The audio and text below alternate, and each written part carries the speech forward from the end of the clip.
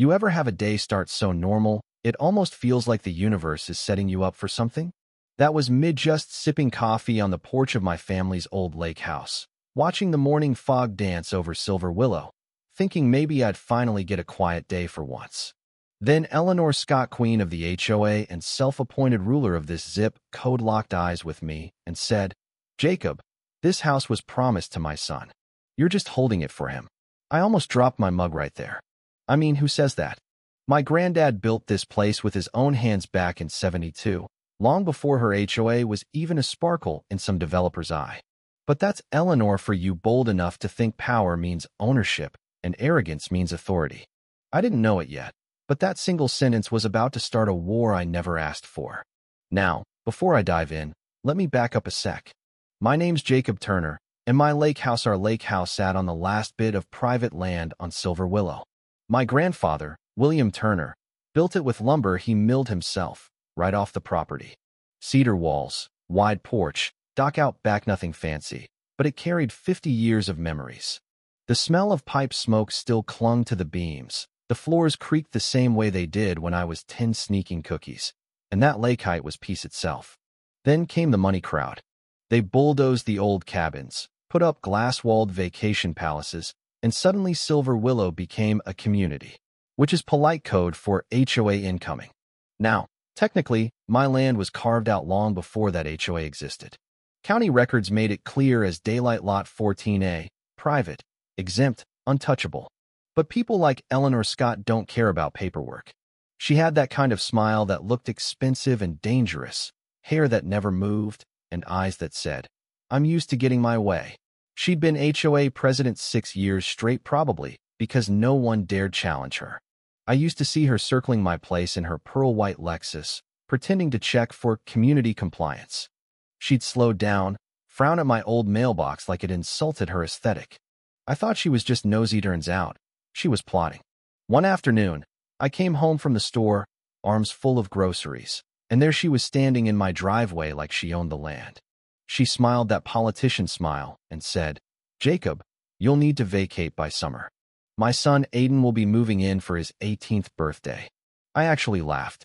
"Promised by who?" I asked. "By me," she said, dead serious. See, apparently, the HOA had voted to expand community access, and Aiden was destined to lead the next generation. She called it progress. I called it delusion. I told her straight, this was private property, paid off, recorded, protected. Her smile cracked, and she shot back that being surrounded by HOA members meant I was subject to their rules now. "Actually," I told her, "you're surrounded by me." That didn't go over well.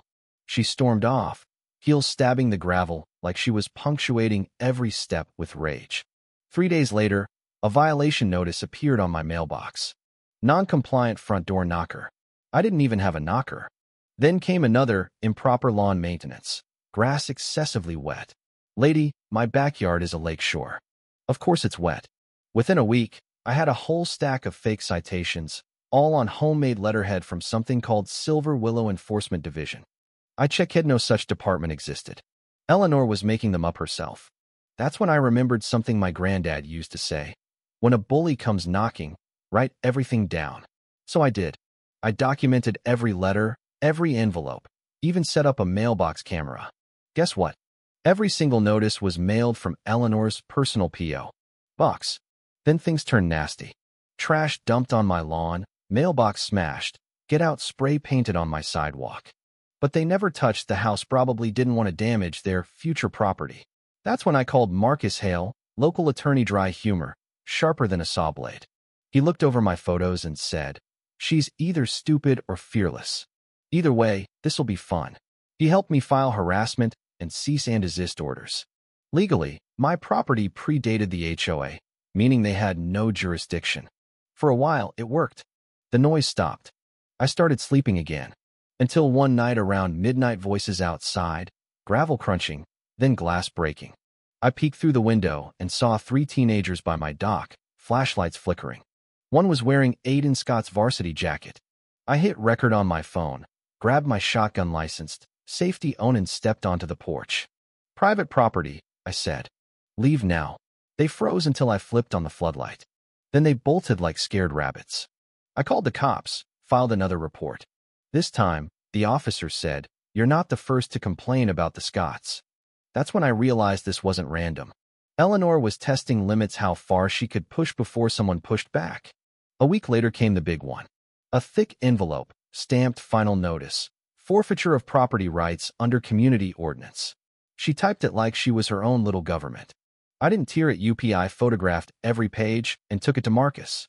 He read it, chuckled, and said, "She's impersonating a government agency. That's fraud. Let's remind her the law bites harder than any HOA."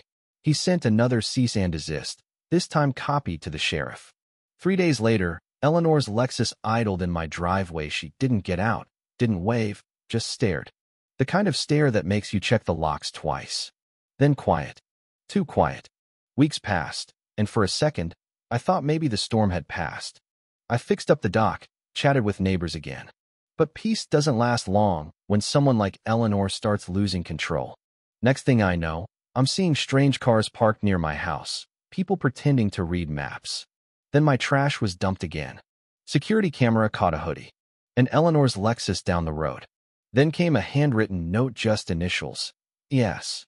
It said, "Jacob, it doesn't have to be this way. Transfer the deed, and I'll make sure you're compensated. Otherwise, don't blame me." Marcus told me not to reply, just build a record. If she kept this up, he said, we might be looking at racketeering. Summer rolled in, but instead of peace, I got gossip. Rumors spread that I was under tax fraud investigation. Marcus called it defamation. We were getting ready to sue when Eleanor strutted up my driveway again, sun hat, clipboard, looking like a dictator on vacation. "I'm here to conduct an inspection," she said. "We've updated the HOA boundaries. The board voted to include your parcel." I blinked. "You can't just vote to take someone's house." She smiled. "You'd be surprised what a community can do when it's united."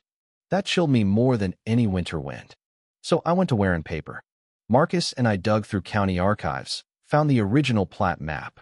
There it was, Lot 14A, excluded due to pre-existing private deed. Ironclad. Marcus grinned.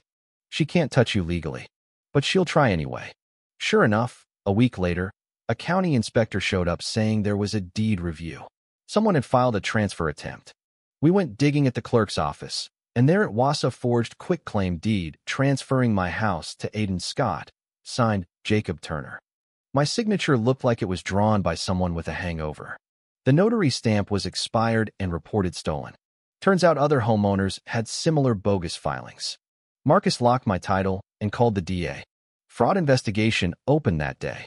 Not long after, my cameras caught Aiden and a friend sneaking around again, this time with a crowbar. I called it in. The sheriff said, "Sit tight." Next day, Marcus told me, "This just became federal. Mail fraud, forgeries cooked." 2 federal investigators came by, took my binders, and one said, "You did good, Mr. Turner. Most people wouldn't have caught this." But Eleanor wasn't done.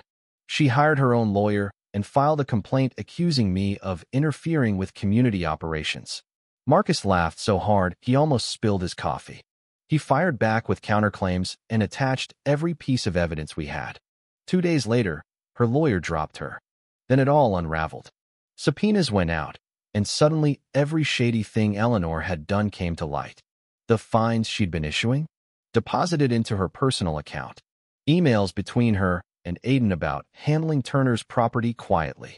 When the DA called and said, "We've got enough to charge her 3 times over," I finally exhaled for the first time in months. But the universe has a sense of drama. A storm rolled in the night. They came for her, lightning cracking over the lake, rain pouring like judgment. Eleanor, soaked, clutching that same clipboard, marched up my driveway screaming about community emergency protocol. I told her there was no such thing. She was losing it, screaming that I'd ruined everything. I told her to leave. She spat. "You won't have this house by the end of the week." Then sped off. That night, I found a USB drive half buried near the dock, full of fake documents, email drafts, even the forged deed templates. Marcus called it the smoking gun. The next evening, sheriff's deputies waited behind the trees while Eleanor and Aiden crept up my drive. Aiden had a crowbar again. Before they could reach the porch, red and blue lights flooded the yard. The deputies cuffed them right there in the rain. Eleanor screamed, "I run this neighborhood." The deputy said, "Not anymore." The next morning, Marcus called, voice steady. They found the stolen notary seal in her office. "She's charged with forgery, mail fraud, and harassment. It's over." But you know what? It wasn't quite. News spread fast. Some neighbors defended her, others turned on her. The internet split down the middle. Half thought I was some squatter hero, half thought I'd bullied a single mom. When her trial started, Eleanor tried to represent herself, stood there acting like a victim of conspiracy. But when the DA played her own recordings, her voice instructing Aiden to falsify documents, the courtroom went dead silent. Guilty on all counts. 22 years. The HOA dissolved. The county even put a little bronze plaque on my property line, boundary of Silver Willow private land, protected 1972. I'll admit, it felt good. But it wasn't a fairy tale ending. I still got hate mail, a few creepy notes, whispers about resurrecting the HOA under a new name. But those fizzled out. People started acting neighborly again. Kids fished off the dock. The lake got quiet in the right kind of way. One evening, I sat on that porch, watching the sunset reflect off the water, and thought about my granddad. Justice doesn't roar, it creeps slow, steady, unstoppable when you stand your ground. That's what I learned. Silence protects bullies, not victims. People like Eleanor thrive when good folks stay quiet. So if you're listening and you've ever been pushed around by an HOA, a boss, or anyone who thinks power means ownership, remember this. You've got more power than you think. Use it. And if you've made it this far, drop your city in the comments. Tell me your story. Because in the world of HOAs, there's always another storm brewing, and maybe next time, you'll be the one to stand up and say, "Not today."